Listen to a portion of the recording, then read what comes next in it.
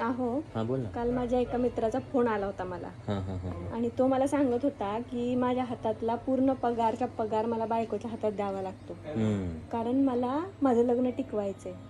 हे योग्य आहे की अयोग्य आहे? तुमचं काय म्हणणं आहे यावर? हे योग्य आहे की अयोग्य आहे? हं.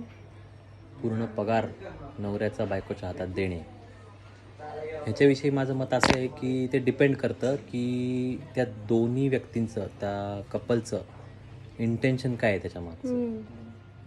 कारण म्हणजे हे चूक किंवा बरोबर हे प्रत्येक कपल वाईज वेगवेगळं असू शकतं. म्हणजे जर एखाद्या कपलमध्ये आता नवरा म्हणताल की माझ्याच्यानं एक्सपेन्स मॅनेज होत नाही, आर्थिक नियोजन होत नाही, तर तू पूर्ण हँडल कर आणि घरची लक्ष्मी म्हणून तू हँडल कर, हं. तर काहीच हरकत नाही.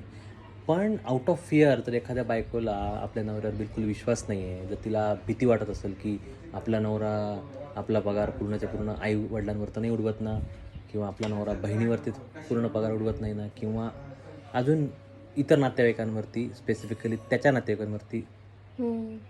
तर उडवत नाही ना, ह्या भीतीने जर पूर्ण पगार ती बाई ट्रॅक करत असेल तर ते खूप चुकीचं आहे.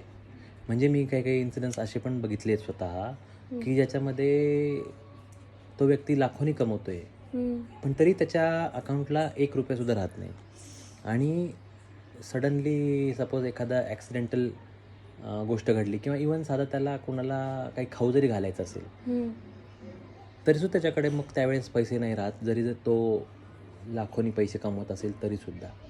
आणि ह्याच्यामध्ये माहिती आहे का, की एखादा पुरुष असं का वागतो तरीसुद्धा, कारण त्याला हेच भीती असते की मग आता परत ह्या गोष्टीमुळे किरकिर झाली, परत ह्या गोष्टी पुढे अजून वाढत वाढत घटस्फोटापर्यंत पोहोचतात. आणि मग तेच आहे, मग 50% पूर्ण सॅलरी, पूर्ण प्रॉपर्टी त्या बाईला फुकट देण्यापेक्षा जी घटना किंवा जे काय सध्या चाललं आहे ते चालू देत, असं सध्याचा सीन झाला आहे पुणे मुंबईमध्ये. हे म्हणजे फार गावागावात, खेड्यागावात मला नाही वाटत असं होतं, पण हे पुणे मुंबईमध्ये असं आहे की जिथे पूर्णच्या पूर्ण पगार हा बायकोच्या अकाउंटला ट्रान्सफर करावा लागतो.